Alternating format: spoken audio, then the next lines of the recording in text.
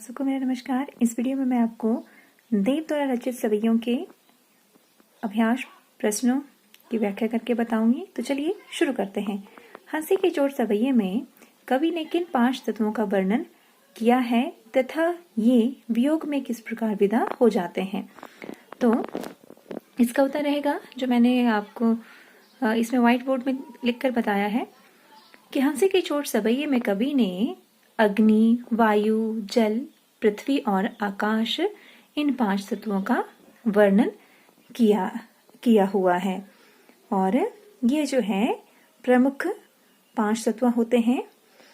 और नायिका अपनी जो है प्रिय के विरह में जलती है। इस कारण से जो है जो विरह में जो तेज तत्व है वह समाप्त हो जाता है। और उसके बाद है दूसरी है वायु तत्व की कमी। और नायिका विरह में जलने के कारण नायिका के शरीर से वायु तत्व की कमी भी हो जाती है। अर्थात नायिका सांस तो ले रही होती है लेकिन मानो जो है उसमें प्राण तत्व की कमी होती है। और जो नेक्स्ट है वो है आंसू द्वारा जल तत्व की कमी। तो आप जो है इलेबोरेट करके आपने किस तरह से लिखना है कि नायिका के शरीर से जो है जल तत्व की कमी भी हो गई है, क्योंकि जो है नायिका श्री कृष्ण के वियोग में दिन रात जो है आंसू बहाती रहती है। इसीलिए जो है नायिका के शरीर से जल तत्व की कमी भी हो गई हुई है। सिर्फ जो है नायिका के शरीर में आकाश तत्व ही शेष रहा है। और वह भी इसीलिए बचा है, जो आकाश तत्व है वह इसीलिए उसके शरीर में विद्यमान है क्योंकि उसे अभी भी भगवान श्री कृष्ण से मिलने की आशा है। अन्यथा वह आकाश तत्व भी उसके शरीर से निकल चुका होता। तो दूसरा है नायिका सपने में क्यों प्रसन्न थी और वह सपना क्यों टूट गया। इसका बहुत ही इजी सा आंसर रहेगा कि नायिका जो है सपने में अत्यधिक प्रसन्न इसलिए थी क्योंकि उसके सपने में भगवान श्री कृष्ण आते हैं और वो आकर कहते हैं कि चलो झूला झूलते हैं। और जैसे ही गोपी जो है भगवान श्री कृष्ण के साथ झूला झूलने के लिए उठने के लिए तैयार होती है और उठते ही उसकी नींद टूट जाती है। तो वह जो है गोपी की खुशी जो है पूरी की पूरी समाप्त हो जाती है। इसीलिए जो है गोपी का सपना टूट गया था और वह बेहद उदास हो गई थी। उसके बाद है सपना कवित का भाव सौंदर्य स्पष्ट करें। तो इसका उत्तर रहेगा कि कवि के द्वारा जो है इसमें श्रृंगार के साथ जो है संयोग तथा वियोग का एक साथ चित्रण हुआ है। तो कवि ने जो है इसमें श्रृंगार के संयोग तथा वियोग दोनों पक्षों का चित्रण किया हुआ है, क्योंकि जो है गोपिका भगवान श्री कृष्ण के साथ झूला झूलने की बात सोचकर जो बहुत खुशी होती है, परंतु अचानक ही उसकी नींद टूट जाती है। तो इस सवैये ने कवि ने ये बताया है कि किस तरह से जो है गोपिका उदास होकर आंसू बहाती हुई प्रतीत होती है। तो चौथा प्रश्न है दरबार सवैये में किस प्रकार के वातावरण का वर्णन कवि देव के द्वारा किया गया है। तो दरबार सवैये में जो राजे महाराजे होते हैं तो वो जो है किसमें भोग विलास में डूबे हुए दिखाए गए हैं। और वहां के राजा अंधे और दरबारी गूंगे तथा प्रजा बहरी हो गई थी।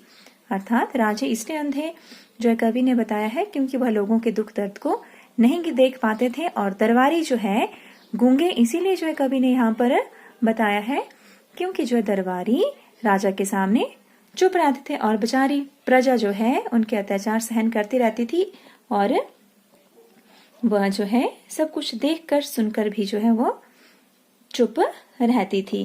इसलिए जो है कोई भी उनके दरबार में जो राजा थे दरबारी थे इतने भोग विलास में डूबे हुए थे कि कोई भी जो है परिश्रम नहीं करता था और वहां पर बड़े छोटे का कोई भी लिहाज नहीं था। और दरबारों में जो कलाकार अपनी कला का प्रदर्शन करते थे उनकी कला को भी जो है उनके प्रदर्शन को भी कवि ने एक मूर्खतापूर्ण कहा है, क्योंकि उनके जैसे कलाकार सिर्फ जो है अकेले में ही नाचते रहते थे और उनकी कोई भी प्रशंसा करने वाला वहां पर नहीं होता था। तो जो लास्ट क्वेश्चन है वो है कि देव ने चाटुकारिता और दंभपूर्ण वातावरण पर किस प्रकार व्यंग्य किया है। ये जो है मैंने छोटे छोटे टुकड़े करके जो है यहाँ पर आपको समझाने की कोशिश की है। तो आपने लाइंस इसकी खुद बना लेनी है। देव ने जो है चाटुकारिता और दंभपूर्ण वातावरण का इस प्रकार से व्यंग्य किया हुआ है क्योंकि देव जो है बहुत ही दरबारों में घूमते रहे थे। जैसा कि मैंने देव की जीवन परिचय में भी समझाया था कि देव को जो है बहुत ही ज़्यादा जो है एक्सपीरियंस था क्योंकि जो है उन्होंने बहुत ही दरबारों में वो रहे थे। और उत्तर रहेगा देव ने अपने जीवन में अनेक दरबारों में घुमा हुए थे, यानी कि देव अपने जीवन में अनेक प्रकार के दरबारों में घूमते रहे थे और वहाँ के वातावरण से वह पूरी तरह से परिचित थे। और देव की जो है चाटुकारिता पर व्यंग्य करते हुए उन्होंने इसलिए कहा है दरबारियों ने क्योंकि जो है दरबारी आलसी थे और कोई भी काम वो नहीं करते थे। वे हर समय गूंगे बने रहते थे और वह राजा को सच्चाई से अवगत नहीं करवाते थे और राजा की जो है झूठी प्रशंसा में वो हमेशा लीन रहते थे। तो ये थे जो है देव द्वारा रचित तीसरी जो कविता बोल सकते हैं हम इसको, छोटी छोटी जो है कविता है, इनको सभी ये कहते हैं इनके अभ्यास प्रश्न। तो इस वीडियो में सिर्फ इतना ही। आई होप कि आपको मेरे द्वारा समझाए गए इन प्रश्नों के उत्तर ज़रूर समझ आए होंगे। कृपया कमेंट करके बताएं। अगर मेरी वीडियो पसंद आए तो लाइक करें और शेयर करें। धन्यवाद।